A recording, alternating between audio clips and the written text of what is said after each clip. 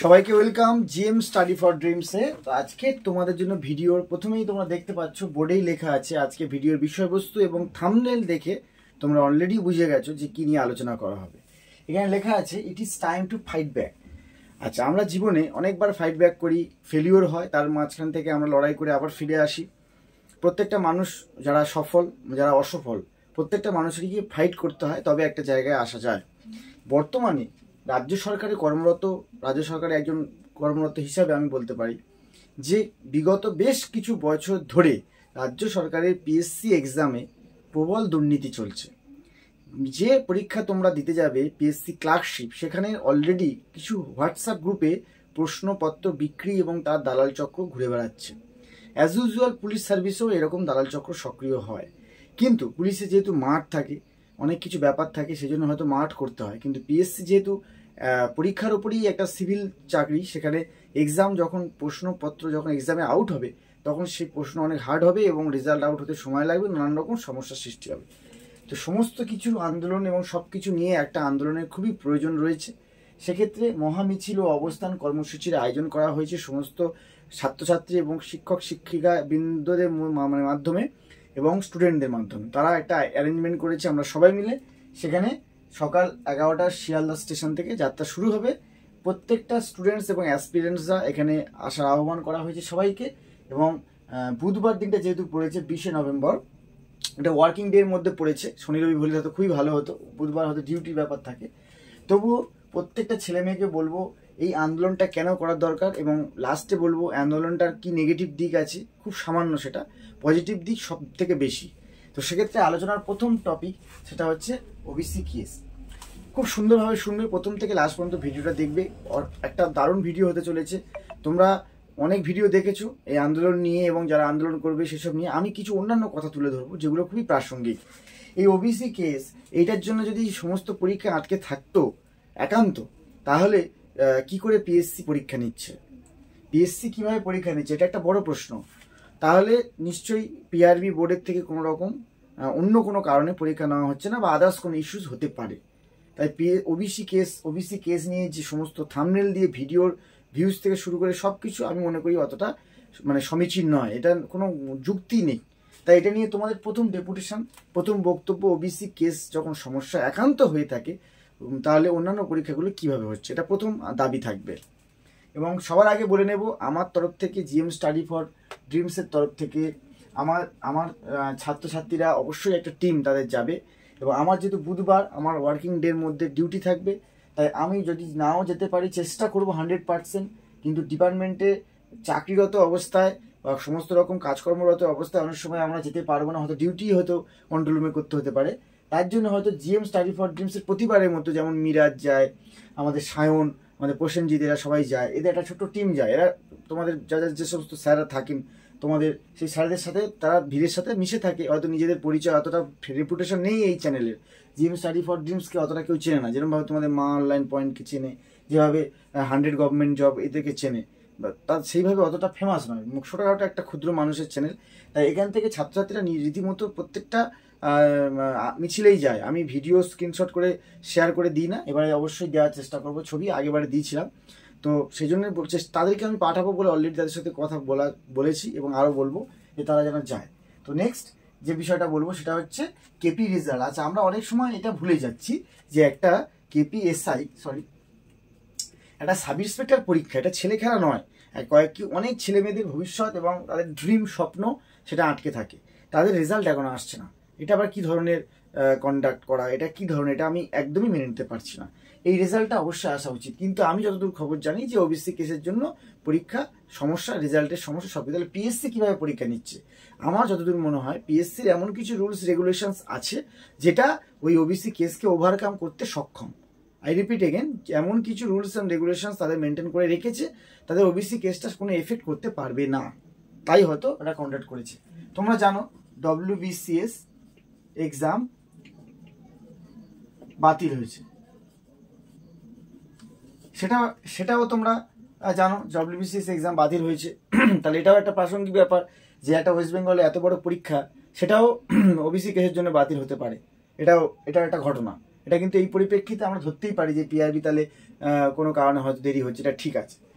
তাও যদি আমরা মেনে নিই, কেপি এসআই রেজাল্ট ধরলাম, ওবিসি কেস ধরলাম, বাদ দিলাম, ওবিসি কেসটা ডবল লেখা হয়ে গেছে।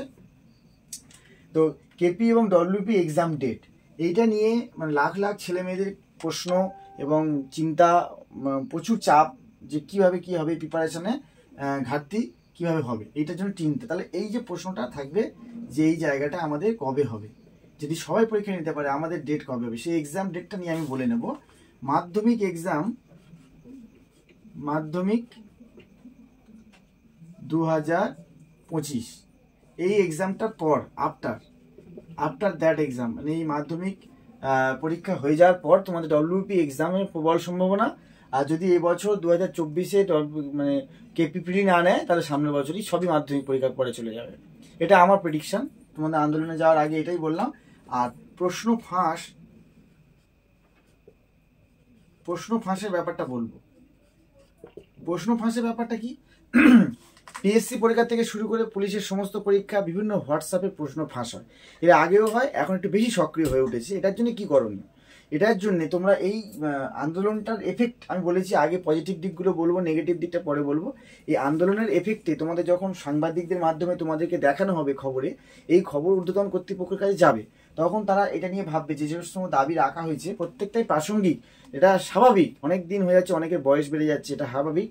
সেক্ষেত্রে তোমাদের প্রশ্ন ফাঁসের ব্যাপারে তোমরা ডেপুটেশন দেবে, স্পেশালি এই আন্দোলন এবং এই আন্দোলনের পরবর্তীকালে ডেপুটেশন জমা দিতে থাকবে কন্টিনিউয়াসলি। বিভিন্ন ছেলে মেয়েদের একটা সংগঠন করে তোমরা পিআরবি বোর্ডে জমা দেবে যে আমাদের প্রশ্ন স্যার যেন কিছুতেই প্রশ্ন যেন না আউট হয়। তার জন্য যে কোনো জায়গা থেকে আপনি ভিজিলেন্স হোক, সমস্ত জায়গা থেকে অ্যাক্টিভ করুন, করে আপনারা হেল্প করুন, যাতে একটা স্বচ্ছভাবে একটা ছাত্রছাত্রীরা সঠিকভাবে চাকরিটা পায়। এটা কিন্তু খুবই জরুরি। এটা বারবার বলতে বলতে অবশ্যই সেটা দৃষ্টিগোচর হবে, এবং এই আন্দোলনের মাধ্যমে তো হচ্ছে অলরেডি। এবং প্রশ্ন ফাঁসের এই ব্যাপারটা ভালো করে লক্ষ্য করবে। আমার পক্ষে এটা ট্রিপল স্টার দেবো। এটা তো অবশ্যই এক্সাম ডেট নিয়ে তো বলবেই, এটা ত্বরান্বিত হবে, কিন্তু যতক্ষণ না ওদের ক্রাইটেরিয়া ফিল আপ হবে আন্দোলনের ফলে ওরা এটা করবে না। তাই এই এক্সাম প্রশ্ন ফাঁসের ব্যাপারটা ভালো করে এটা তোমরা বারবার ডেপুটেশন দেবে, বারবার। এটা আমার তরফ থেকে বললাম। একটা আন্দোলন মিছিল যখন একটা জায়গাতে একটা স্ট্রাইক করে কোনো সরকারকে, কোনো গভর্নমেন্টকে, অবশ্যই সেটা কাজের হয়, নেগেটিভ দিক কিছুই নেই। কিন্তু এর মধ্যে একটা ছোট্ট নেগেটিভ দিক আছে, সেটা আমি বলবো। তোমরা ছাত্রছাত্রীদের, সবসময় ছাত্রছাত্রীদের স্বার্থে আমি কথা বলি, তাই আগাগোড়া বলেছি, এখনও বলবো।